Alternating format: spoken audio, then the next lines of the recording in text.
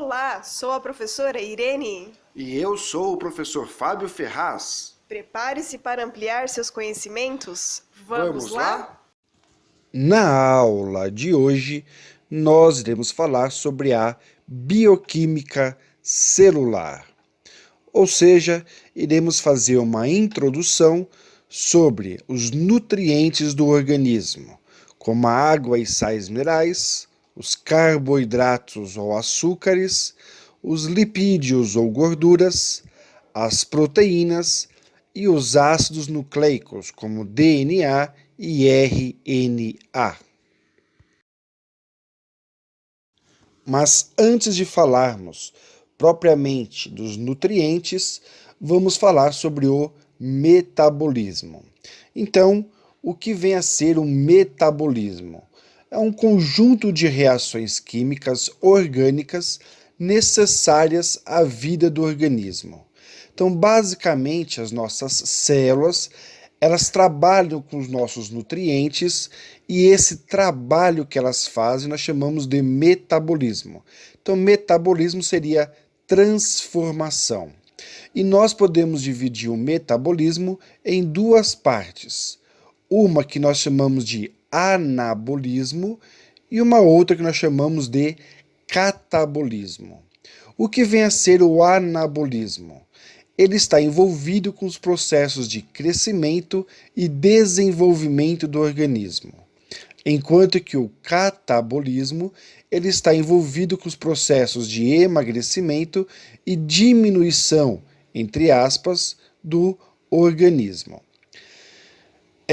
Quando nós falamos de anabolismo, significa que os nutrientes eles saem do sangue e entra na célula. Então é de nutrientes para estruturas mais complexas. Então a célula vai transformar os nutrientes em estruturas complexas.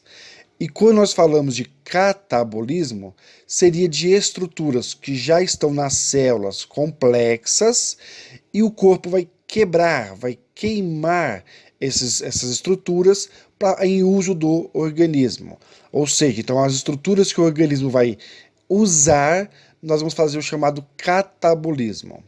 Podemos também associar de forma bem genérica, que seria basicamente os nutrientes que saem do sangue e entram para as células. Então, o anabolismo promove a entrada de substâncias para a célula, enquanto que o catabolismo ele vai promover um sentido oposto. Seria a célula vai usar as substâncias que tem dentro dela para o organismo. E aí acaba liberando um subproduto para o sangue. Então vamos dizer que nós temos os nutrientes que estão passeando no nosso sangue. Esses nutrientes nós vamos poder chamar de gases, como gás oxigênio, pode ser os nutrientes que vieram da alimentação, como o próprio carboidratos, açúcares e lipídios. Os carboidratos que são açúcares, água, sais minerais, vitaminas e gorduras. Então, todos esses nutrientes passeando pelo nosso sangue. Quando minha célula consegue capturar esses nutrientes e entram dentro dela e ela começa a formar uma estrutura mais complexa usando os nutrientes, nós estamos formando o anabolismo. Quando a célula usa essas estruturas e, entre aspas, devolve para o sangue os subprodutos, nós vamos falar de catabolismo. Então, catabolizar seria usar os nutrientes do corpo, usar as substâncias do corpo, na forma de energia, principalmente. Por isso que quanto mais eu catabolizo, mais eu emagreço. Anabolizar seria promover algo inverso. Seria minha célula se alimentar dos nutrientes, então estou anabolizando. Com isso eu estou crescendo. Então o anabolismo leva à hipertrofia. Então quem quer crescer, fazer musculação, ele quer anabolizar. Quem quer emagrecer, quer fazer bastante cardiovascular, quer fazer exercícios para perda de peso, quer catabolizar. Então, nesta outra imagem, nós vamos ter essa mesma simbologia. Então, o anabolismo seria o quê? Eu vou basicamente pegar moléculas simples e vou transformar em moléculas mais complexas. Estou anabolizando, estou crescendo. Já numa reação de catabolismo, acontece o inverso. Eu vou pegar moléculas grandes e vou quebrar esta molécula. E aí eu vou formar em moléculas simples. Então, entre aspas, para ficar mais fácil de entender, é como se eu estivesse emagrecendo. Então, emagrecimento, catabolismo. Crescimento, anabolismo. E não podemos esquecer que este processo de anabolismo e catabolismo, ele acontece constantemente no nosso corpo, quer nós queiramos ou não. O que nós temos que promover é um maior anabolismo se eu quero crescer e um maior catabolismo se eu quiser emagrecer.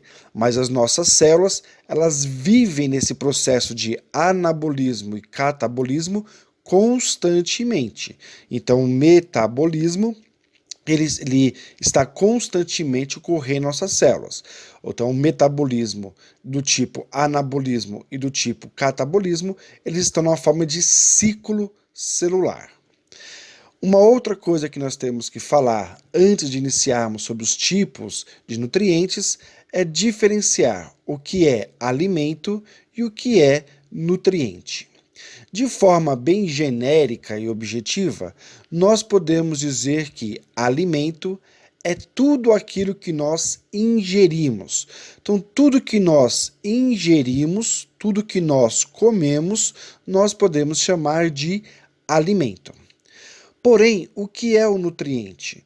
Nutriente é aquela parte do meu alimento que o meu corpo consegue utilizar. Então, tudo eu vou chamar de alimento. Porém, eu não consigo absorver, o meu organismo não consegue absorver tudo. Ele consegue absorver uma parte deste alimento. E a esta parte que nós conseguimos absorver é que nós chamamos de nutrientes. E esses nutrientes, eles podem ser de vários tipos, desde nutrientes inorgânicos, como a água e os sais minerais, queremos falar rapidamente sobre eles, como nutrientes orgânicos mais complexos, que são os açúcares, as proteínas, as gorduras e as vitaminas. Então, mais uma vez, nós temos que diferenciar o que vem a ser alimento de nutriente. Então, alimento é um termo diferente de nutrientes. Alimento, tudo que ingerimos ou comemos. Nutriente é a parte que nós absorvemos do alimento. Então, é a parte que o meu organismo realmente quer. E a parte que nós ingerimos e que nós não conseguimos aproveitar, nós eliminamos na forma de fezes. E nós podemos ainda dividir este nutriente em dois tipos ou duas categorias. Uma que nós podemos chamar de macronutrientes e uma que nós podemos definir como micronutrientes. O que vem a ser os macronutrientes? São aqueles componentes da alimentação fundamentais para o nosso organismo, ou seja, que nós precisamos de uma certa grande quantidade, ou relativamente em grande quantidade. Quais são os macronutrientes que nós precisamos em grandes quantidades? As proteínas, os carboidratos ou açúcares, os lipídios ou gorduras e a água. Então, geralmente, os macronutrientes são oriundos da matéria orgânica, animal ou vegetal. A água, no entanto, é um macronutriente de origem inorgânica. Então, às vezes, em algum vestibular e concurso, eles podem fazer esse tipo de comparação. Todos os macronutrientes são de origem orgânica. Não necessariamente, afinal nós temos a água, que é um macronutriente e que é de origem inorgânica. E nós temos os chamados micronutrientes, que são aqueles nutrientes que nós necessitamos, porém em pequenas quantidades. Estão muito mais relacionados com a regulagem do nosso organismo, com bom funcionamento, que são os sais minerais, as vitaminas e as fibras. Lembrando que as fibras, elas não são completamente absorvida pelo nosso organismo, mas sim elas auxiliam no funcionamento do trato intestino, no nosso trato intestinal. Então elas têm uma participação muito importante na absorção dos demais nutrientes. Então ela é considerada um micronutriente, mas ela por si só não entra na nossa célula. As fibras são eliminadas nas fezes, mas são de suma importância para o processo digestivo do nosso organismo. Então, os micronutrientes são sais minerais, vitaminas e fibras, enquanto que os macronutrientes são as proteínas, carboidratos, lipídios e a água. Então, mais uma vez, separando os macronutrientes dos micronutrientes. E para que o organismo funcione de forma positiva, harmônica e que preserve a chamada homeostasia, que é o equilíbrio orgânico, nós temos que ter tanto o consumo de macronutriente como o consumo de micronutrientes. E, claro, de forma balanceada. Como vimos, os nutrientes eles podem ser divididos em dois grupos. Um, que é o grupo chamado dos inorgânicos, e o outro que é o chamado grupo dos orgânicos. Então, de forma geral, o que vem a ser os nutrientes inorgânicos? São aqueles elementos são aqueles nutrientes formados por elementos químicos sem o carbono, geralmente. Então, a maioria dos compostos químicos do tipo inorgânico, eles não apresentam o elemento químico carbono na sua composição, com exceção a alguns gases, como o próprio gás carbônico, que é um nutriente, vamos dizer, não para nós que é tóxico, mas para os vegetais, por exemplo, ele é de suma importância para a fotossíntese. Então ele é um nutriente para nós tóxico, mas para os vegetais benéficos. E já os componentes orgânicos são aqueles que, na sua grande maioria, eles apresentam o elemento químico carbono. Então, são estruturas químicas, moléculas químicas, que apresentam o elemento químico carbono. Então, geralmente, os que não apresentam elemento químico carbono são o inorgânico. E aqueles que apresentam o componente carbônico, nós chamamos de orgânico. Uma outra forma de diferenciar, que aí sim é muito mais válida, seria em relação ao tamanho da molécula química. As moléculas químicas inorgânicas, elas são de tamanho pequeno, então tem poucos elementos químicos para sua composição. Já os nutrientes que formam a parte orgânica possuem moléculas com grande tamanho molecular. Então, vários átomos, vários elementos químicos para formar um componente orgânico. Os componentes inorgânicos, eles apresentam pouca complexidade, ou seja, são estruturas químicas simples. Já os nutrientes orgânicos, eles apresentam uma maior complexidade. Então, quimicamente falando, a junção de átomos são mais complexas. Os componentes inorgânicos fornecem pouca energia para a célula, enquanto que os componentes orgânicos eles apresentam muita energia para a célula. É fácil comparar isso.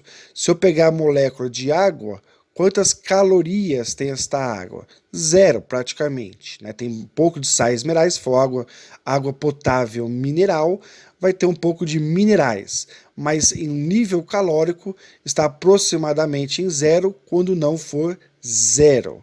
Já as moléculas de proteína, açúcares, gorduras, elas fornecem muita quantidade de caloria, elas fornecem muita energia. Então podemos simplificar a caloria como fornecimento de energia. Então, se eu tenho um alimento, um nutriente que é rico em caloria, ele consequentemente é rico em energia biológica, que nós vamos chamar de ATP.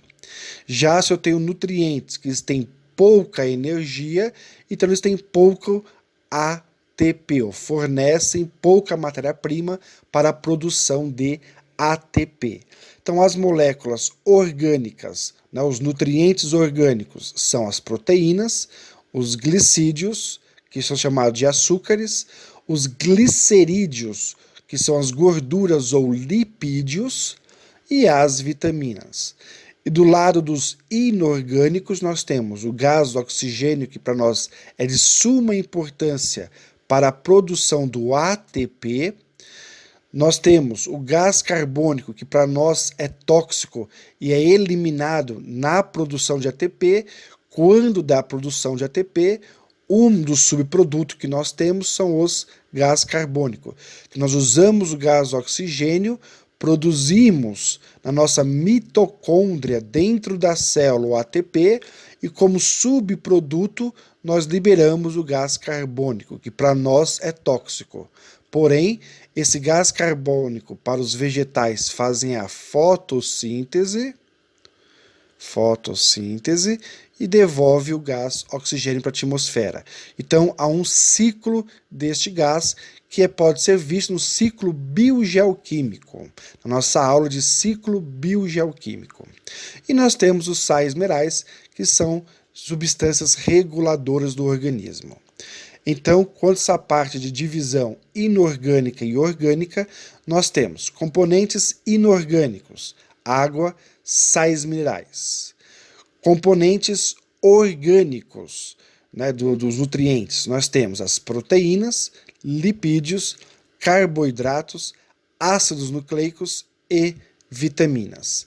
E aqui do lado nós temos as diferenças de uma célula animal para uma célula vegetal na sua quantidade, no caso em porcentagem desses nutrientes. E nós podemos dividir os nutrientes em 3 grandes grupos: os chamados nutrientes construtores, os nutrientes do tipo energéticos e os nutrientes do tipo reguladores. Então, o que é o nutriente construtor? Os nutrientes construtores, ou plásticos, participam da constituição de enzimas, anticorpos e hormônios. São representados pelas proteínas. Então, como o nome diz, construir. Então, são os tipos de nutrientes que vão construir o nosso corpo, que vão dar a estrutura ao nosso organismo. O que são os nutrientes energéticos? Os nutrientes energéticos possuem como função principal fornecer energia às células. São exemplos de nutrientes energéticos os carboidratos e os lipídios, sendo os carboidratos, os açúcares, a primeira fonte de energia, principalmente do tipo glicose. Já os lipídios seriam a nossa segunda fonte de energia, o nosso reservatório. E nós temos os nutrientes reguladores. Os nutrientes reguladores são necessários ao bom funcionamento do organismo, auxiliando na prevenção de doenças e no crescimento. São exemplos de nutrientes reguladores as vitaminas e sais minerais. E neste tipo de nutrientes nós podemos acrescentar as fibras, mas lembrar que as fibras elas vão estar só relacionadas com o funcionamento do organismo no sistema digestório, pois ele não é absorvido pelo organismo e não passa para as nossas células. Então nós temos os nutrientes celulares basicamente os sais minerais e as vitaminas. Então aqui nós temos uma tabelinha de comparação. Função energética. Fornecem energia necessária para todos os processos e reações do organismo. É o que nós chamamos de ATP. Adenosina trifosfato. É a nossa molécula de energia biológica. É esta molécula que, quando é quebrada, fornece a energia para o nosso organismo. Nós temos os glicídios ou açúcares e os lipídios, que são as gorduras. Função plástica ou construtora são as nossas, principalmente, proteínas. E, na função reguladora, nós temos principalmente as vitaminas e águas. Nesta imagem, nós podemos ver exatamente os tipos de nutrientes, ou a classificação. Nutrientes energéticos, reguladores ou plásticos ou construtores. Do tipo energético, nós temos os carboidratos, os lipídios e as proteínas, sendo o carboidrato a primeira opção do organismo, os lipídios a segunda opção e as proteínas a última opção. Então, quando se usa a proteína como fonte de energia, tem que tomar muito cuidado, pois a proteína são os nossos músculos, e você degradar os músculos pode ter grave consequência ao organismo, porém fornece energia. Para vestibular e Enem, concurso público, geralmente os nutrientes energéticos são colocados como os carboidratos, açúcares, que são os primeiros, e os lipídios como reserva. Nos nutrientes reguladores, nós temos as vitaminas, minerais, fibras e água. Só lembrando que as fibras, elas não são absorvidas pelas nossas células. Então, dependendo do vestibular, Enem ou concurso, olhar bem a questão, para saber se está relacionando quais são os nutrientes reguladores que a célula absorve, então não será colocado as fibras, mas ela é um nutriente que ajuda ao funcionamento do nosso corpo. E em relação aos nutrientes plásticos ou construtores, nós temos as proteínas, lipídios, minerais e água. Mas geralmente nos vestibulares, concurso público e Enem, eles costumam colocar como nutrientes plásticos na sua formulação basicamente as proteínas. Então, para ficar mais didático, eles geralmente colocam nutrientes energéticos, carboidratos e gorduras, reguladores, vitaminas, minerais e água, e plásticos ou construtores, as proteínas. Geralmente é uma divisão que fica mais didática, principalmente para quem quer fazer concurso público, vestibular, Enem ou qualquer atividade da área. E vamos fazer um resumo dos principais nutrientes.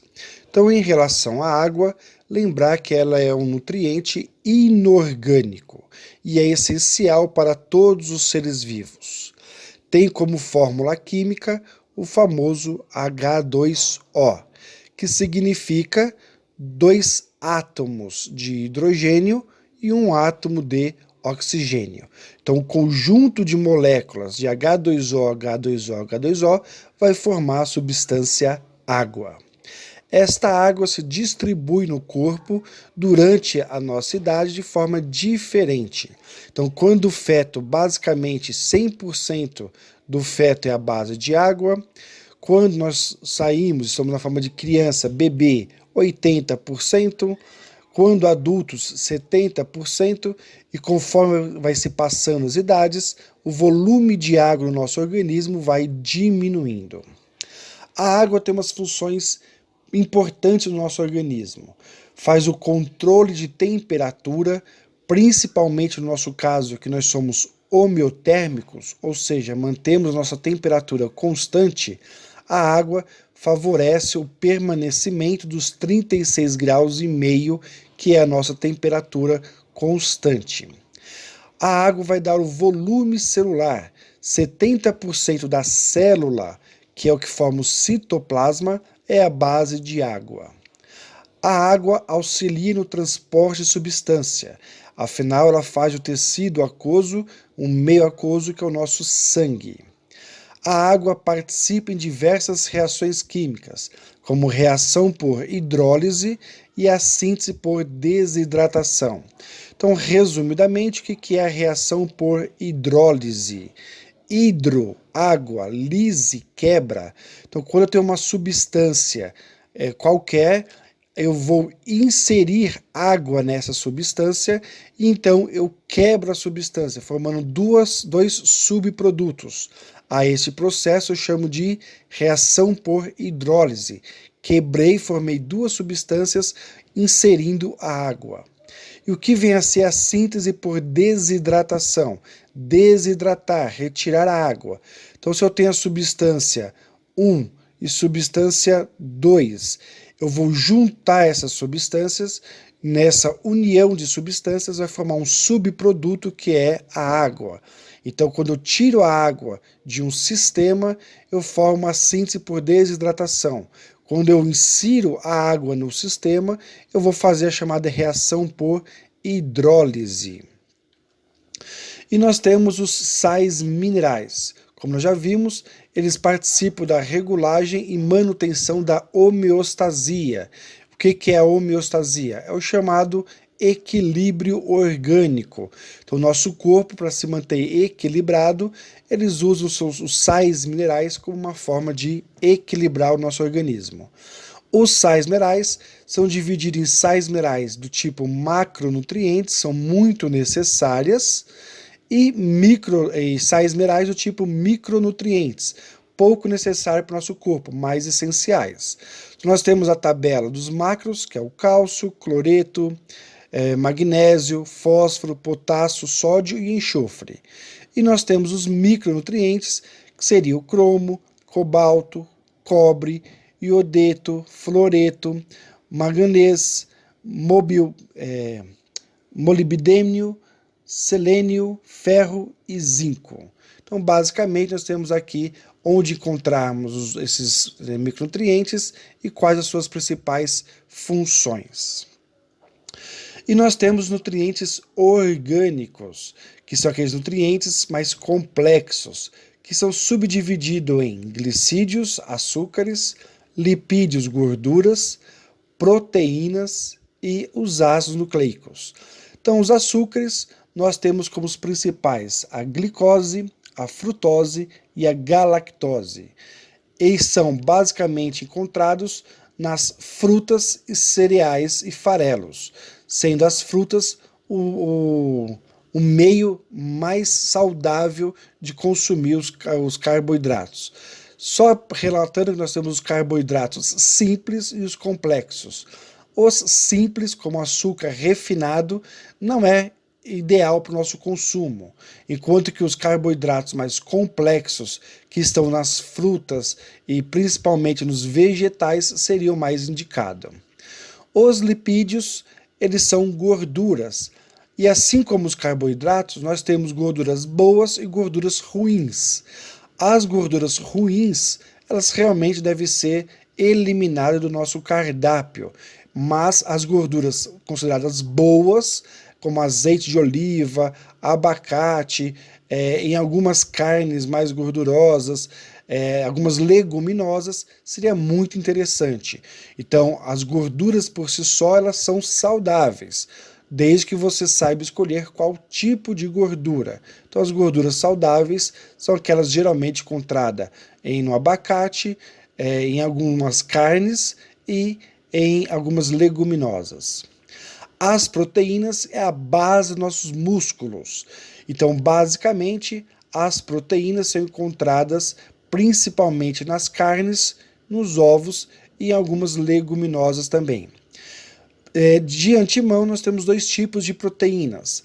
As proteínas de construção, que são basicamente os aminoácidos, que vão formar os nossos músculos, e nós temos as proteínas do tipo enzimas. Essas proteínas têm como função facilitar as reações químicas. Então, em um processo químico, se eu não tiver enzima, se eu estou sem a enzima, este processo vai ocorrer com mais dificuldade. Porém, se um processo químico eu tiver uma enzima naquele momento, esta enzima vai facilitar a reação química. Então, enzimas é um tipo de proteína que tem como função facilitar as reações químicas do nosso organismo. E nós temos, por fim, os ácidos nucleicos, que é o chamado DNA e RNA. De forma bem geral, o DNA ele é encontrado no núcleo da célula. Então aqui nós temos uma célula, dentro do núcleo da célula nós temos o DNA. O DNA é como se fosse um livro completo com todas as informações genéticas do indivíduo. Esse DNA ele é formado uma parte pelo DNA da mamãe e uma parte pelo DNA do papai. Então ele é representado por uma dupla fita. Então, o DNA tem uma dupla fita de informação genética. Eu não posso ficar usando meu DNA constantemente, porque se ele se estragar, basicamente minha célula vai ter defeito e vai virar, por exemplo, uma célula cancerígena. Então, para evitar que eu estrague o meu material genético, as nossas células desenvolveram um processo chamado de transcrição do DNA, que é fazer uma cópia dele. Então, ou seja, a célula, se é uma célula do coração, ela vai trabalhar com proteínas do coração. Então, ele vai abrir o DNA, vai ver onde tem as proteínas que interessam e vai fazer várias cópias desse pedacinho do DNA que ela quer usar. A essas cópias vai se chamar de RNA. Então, o RNA nada mais é do que cópias do DNA que a célula vai jogar no citoplasma para ser usada.